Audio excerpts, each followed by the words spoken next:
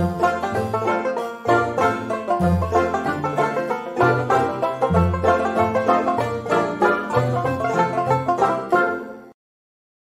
halo, kembali lagi bersama saya dengan Kak Joko. Nah, di video kali ini kita akan membahas tentang percobaan celah ganda atau percobaan yang.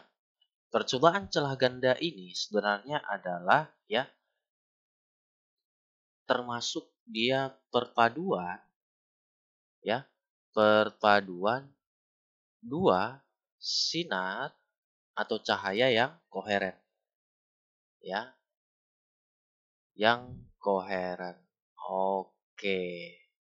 Nah, jadi nanti koheren itu maksudnya dia frekuensi sama, kemudian fase juga sama. Jadi langsung saja kita buat nanti interferensinya, perpaduannya bagaimana. Jadi interferensi ini adalah berdasarkan percobaan celah ganda, celah ganda atau yang dilakukan oleh siang. Karena dipraktekkan oleh siang maka disebut dengan percobaan celah ganda atau celah yang. Oke. Nah, ini tadi artinya perpaduan ya. Perpaduan dua sinar atau cahaya. Nah, jadi kalau kita gambarkan nanti dia seperti ini. Sinarnya itu akan melewati dua celah. Dan hasil perpaduannya nanti ditangkap oleh layar di sini. Nah, jadi nanti di sini bisa kita tuliskan jarak antar celah itu D, sedangkan jarak celah ke layar itu adalah L. Jadi ini celah, ini layar gitu. Nah, layar ini nanti akan menangkap interferensinya. Oke, kita lihat. Misalkan ini sumber sinar atau cahaya ya. Jadi nanti ketika dia masuk ke celah, dia nanti menghasilkan dua sinar juga ya. Nah, jadi nanti hasil perpaduannya, dia ke pusat dulu. Ini namanya pusat, terang pusat. Ya, oke. Terang pusat ini namanya. Kemudian, di sampingnya nanti dihasilkan terang pertama secara simetris. Jadi di sini, terang pertama nanti ada di sisi kiri dan kanan atau sisi atas dan bawah. Ini nanti terang satu, terang dua. Kemudian nanti begitulah selanjutnya dihasilkan terang selanjutnya ini terang dua. Kemudian di sini juga kita buat terang dua ya. Oke. Terang dua tadi udah ya. Oh ini seharusnya terang satu ya, bukan terang dua. Ya, oke kita hapus dulu. Ini seharusnya terang satu, kemudian ini terang dua. Kemudian nanti di antaranya itu adalah gelap satu, ini gelap dua. Kemudian ini gelap satu, ini gelap dua. Oke. Jadi di sini jarak antar terang itu nanti dia sepanjang 1 lambda. Jarak antar gelap yang berdekatan juga seperti itu. Yaitu apa? 1 lambda gitu. Sedangkan jarak terang ke gelap yang berdekatan itu adalah setengah. Nah, ini dia. Ini setengah lambda. Jadi kalau jaraknya nanti itu adalah kelipatan bilangan asli, itu nanti namanya interferensi maksimum. Kalau dia nanti berbentuk pecahan, ya, tidak bulat, tidak bilangan asli, maka ini namanya interferensi minimum. Nah, jadi persamaannya nanti kalau dia interferensi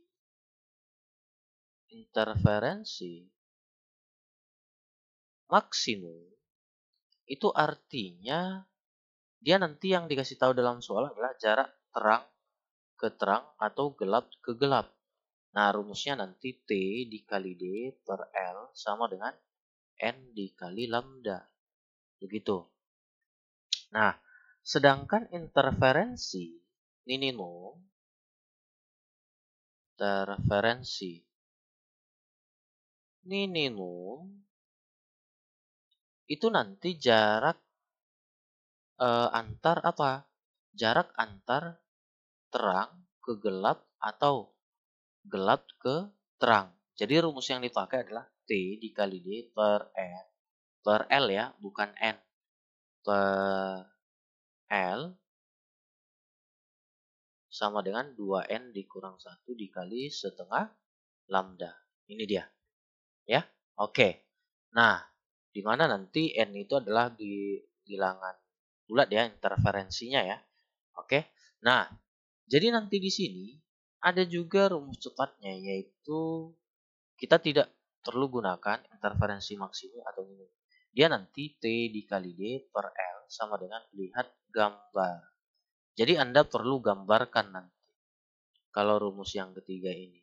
Ini dua-duanya bisa dipakai untuk interferensi minimum atau maksimum. Jadi nanti dengan melihat gambar, kita bisa masukkan. Berarti jarak antara terang pusat ke terang selanjutnya itu adalah sekian. Nah, begitu. Jadi nanti di sini L itu adalah jarak celah ke layar. Nah, sedangkan D jarak antar celah. Sedangkan T itu adalah jarak antar bisa gelap ke gelap, bisa terang ke terang, bisa eh, terang ke gelap, bisa gelap ke terang. Nah, ya, ini dia. Jarak fringi atau jarak antar terang ke terang atau fringi dan seterusnya. Oke, untuk lebih jelasnya, mari kita lihat contoh soal berikut ini. Nah, di soal katanya, pada percobaan yang digunakan celah ganda yang berjarak. Oke, dikasih tahu di sini, D-nya itu adalah 1 mm. Berarti 1 dikali 10 pangkat minus 3 meter. Kemudian, jarak celah ke layar itu L-nya 2 meter. Celah dikenai cahaya monokromatik dengan panjang gelombang. Lambda itu nanti panjang gelombangnya 1,2 dikali 10 pangkat minus 6 meter. Jarak antar gelap ketiga dan pola terang kedua adalah, berarti yang ditanya adalah jarak ini, T. Tapi dia gelap ketiga ke terang kedua. Jadi ini perlu kita gambarkan, yaitu dengan cara gambarkan dulu.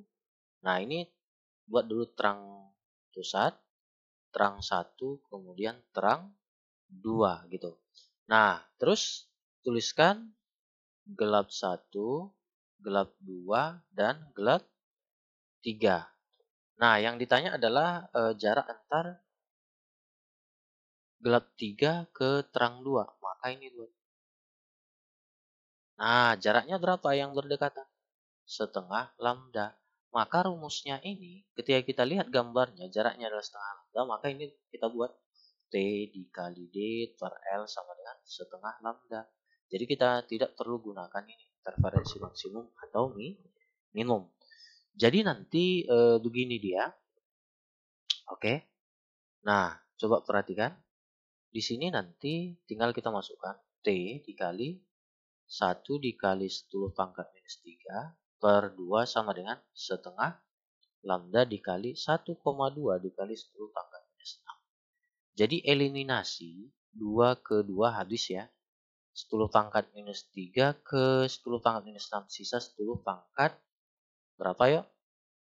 Nah ini dia ya. Sisa nanti 10 pangkat ya.